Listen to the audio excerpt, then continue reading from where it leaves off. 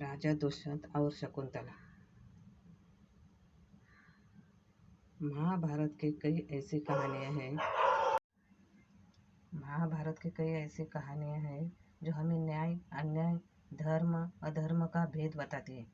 पौराणिक काल के कुछ अनोखी प्रेम कहानियां भी हैं जिनमें त्याग और वियोग दिखा देता है। दुष्यंत और शकुंतला की प्रेम कथा का प्रमाण राजा दुष्यंत और शकुंतला की इस प्रेम कथा का वर्णन रामायण के बाल कांड और महाभारत के आदि पर्व में मिलता है। राजा दुष्यंत चंद्रवंशी थे। ऐसा कहा जाता है कि महर्षि विश्वामित्र जन्म से ब्राह्मण नहीं थे, लेकिन उन्होंने अपने तप और तपस्या के बल पर हजारों वर्षों की तपस्या के बाद ऋषि होने का वरदान प्राप्त कर लिया था। लेकिन विश्वामित्र ब्रह्मा ऋषि बनना चाहते थे, इसलिए पुष्कर के तट पर जाकर उन्होंने फिर से तपस्या शुरू कर दी।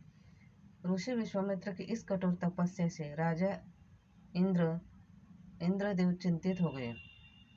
इंद्रदेव को डर था कि कहीं विश्वामित्र मेरी जगह ना ले, इसलिए उन्होंने विश्वामित्र की तपस्या भंग करने के लिए अप्सरा मेनका को एक धरती पर भेजा। मेनका विश्वामित्र के ध्यान स्थल पर पहुंचे और उनका ध्यान विचलित किया। तभी विश्वामित्र मेनका को देखकर अपने आप पर काबू नहीं रख सके और उनकी तपस्या टूट गई। विश्वामित्र और उनका कुछ वर्षों तक साथ रहे और एक पुत्री का जन्म हुआ।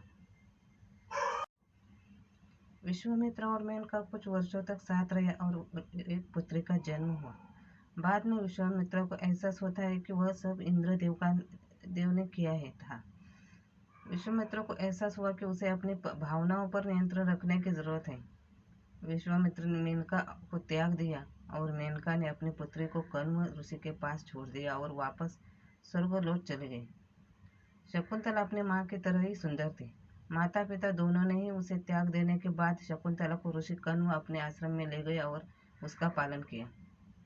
ऋषि ने उस पुत्री का नाम शकुंतला रखा था।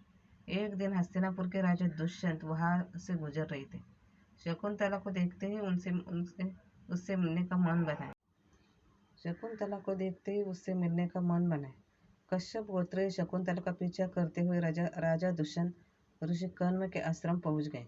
वहां जाकर आवाज लगाया और वहां विश्राम करने का निवेदन किया। जब राजा दुष्यंत ने शकुंतला को देखा तो कहा कि कुमारी, तुम्हारा रूप अनुपम है, मैं तुम्हारे विवाह करना चाहता हूँ। एक बार हस्तिनापुर के राजा दुष्यंत शिकार करने के लिए ऋषि कण्व के आश्रम में पहुंचे। राजा दुष्यंत ने आश्रम के बाहर से ऋषि को आवाज लगाई। ऋषि आश्रम में नहीं थे। तभी शकुंतला आश्रम से बाहर आई। शकुंतला ने कहा, हे राजन, मैं महर्षि की पुत्री हूँ। महर्षि अभी आश्रम में नहीं है, वो तीर्थ यात्रा पर चले गए हैं। मैं आपका आश्रम में स्वागत करती हूँ। आश्चर्यचकित होकर दुष्यंत बोले, महर्षि तो ब्रह्मचारी है, तो आप उनकी पुत्री कैसे हुई? शकुंतला ने उन्हें बताया कि महर्षि की गोद ली हुई कन्या हूँ। मेरे माता पिता मेनका और विश्वामित्र हैं। शकुंतला के सौंदर्य देखकर राजा दुष्यंत मोहित हो गए थे। दुष्यंत ने कहा, शकुंतले, तुम मुझे बेहद पसंद आए। यदि तुम्हें कोई आपत्ति ना हो तो मैं तुमसे विवाह करना चाहता हूँ। शकुंतला ने कहा कि मेरे पिता कण्व अभी यहाँ नहीं है। जब वो आ जाएंगे तब उनकी अनुमति से आपसे विवाह कर सकती हूँ। शकुंतला ने एक शर्त रखी कि हमसे जो पुत्र होगा आप उसको सम्राट घोषित करेंगे। राजा दुष्यंत ने उनकी बात मान ली। राजा दुष्यंत ने कहा कि महर्षि कण्व तो ब्रह्मचारी है, फिर वो तुम्हारे पिता कैसे हुए? शकुंतला ने बताया कि उसके पिता विश्वामित्र हैं जो तपस्या कर रहे हैं और मेरी माँ मेनका जो देवलोकीय अप्सरा है। जन्म से ही ऋषि कण्व ने ही मेरा पालन पोषण किया है। राजा दुष्यंत ने शकुंतला को बताया कि तुम एक ब्राह्मण नहीं, राजकन्या हो और हम गंधर्व विवाह कर सकते हैं। तुम अपने आप को मुझे दान कर दो। राजा दुष्यंत के कहने पर शकुंतला ने विवाह किया। कुछ समय पश्चात राजा दुष्यंत शकुंतला को दिलासा देते हुए कहा कि मैं शीघ्र ही तुमको यहाँ से लेकर जाऊंगा। कुछ समय पश्चात राजा दुष्यंत शकुंतला को दिलासा देते हुए कहा कि मैं शीघ्र ही तुमको यहाँ से लेकर जाऊंगा। शकुंतला को अपनी एक अंगूठी देकर वहां से चले गए। जब महर्षि कण्व आश्रम में आए तो शकुंतला अपने पिता से सब कुछ बताने से डर रही थी, पर ऋषि कण्व ने अपनी दिव्य दृष्टि से सब कुछ जान लिया था और मुस्कुराते हुए कहा कि बेटे, तुमने कोई गलत काम नहीं किया है। राजा दुष्यंत एक अत्यंत शक्तिशाली राजा है। एक बार राजा महर्षि दुर्वासा अपने मित्र कण्व से मिलने आए थे। उस वक्त ऋषि कण्व वहां नहीं थे।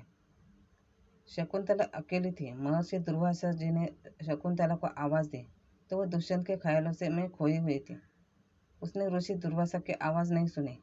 ऋषि दुर्वासा जी ने उसे अपना अपमान समझ लिया। पौराणिक काल में ऋषि दुर्वासा क्रोध के लिए जाने जाते थे। उन्होंने शकुंतला को श्राप दिया कि जिस व्यक्ति के ख्वाब में तुम डूबकर ऋषि का अपमान किया है वो तुम्हें भूल जाएगा। शकुंतला ने ऋषि से अनजाने में हुए गए इस अपराध के लिए क्षमा मांगी। तब ऋषि दुर्वासा ने शकुंतला को माफ करते हुए कहा कि जब तुम अपने प्यार की निशानी को उसे दिखाओगी तब उसकी याददाश्त वापस लौट आएगी। यह कहकर उन्होंने शकुंतला को आशीर्वाद दिया और वापस लौट गए। एक दिन कण्व ऋषि ने शकुंतला को कहा कि अब तुमको अपने पति के पास जाना चाहिए। विवाहित स्त्री का इस तरह रहना अच्छा नहीं है। शकुंतला अपनी समान दासी के साथ हस्तिनापुर के लिए निकल गई। रास्ते में जाते जाते गंगा से पानी पीने के लिए जैसे ही शकुंतला ने अपनी अंजलि भरी तो उसकी अंगूठी पानी के अंदर गिर गई, लेकिन उसको इसका पता भी नहीं चला। जब शकुंतला हस्तिनापुर पहुंची तो उसने स्वयं को उनकी पत्नी बताते हुए कहा कि आपके राज्य का सम्राट उनके कोप में पड़ रहा है। राजा दुष्यंत ने शकुंतला का तिरस्कार किया। तब दासी ने कहा कि तुम उनको अपनी अंगूठी दिखाओ।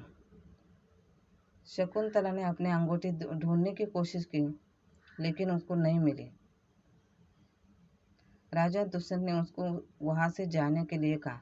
दासी ने कहा कि हम वापस ऋषि कण्व के आश्रम लौट चलते हैं, लेकिन दूसरी दासी ने कहा कि हम शकुंतला को यहीं पर छोड़ देंगे चलेंगे। इतना कहकर दासी वहां से निकल गए। राजा दुष्यंत का महामंत्री ने शकुंतला के पास प्रसव तक उसको अपने आश्रम पर ठहरने का निवेदन किया। शकुंतला की अनुमति के साथ दोनों आश्रम की तरफ निकल पड़े।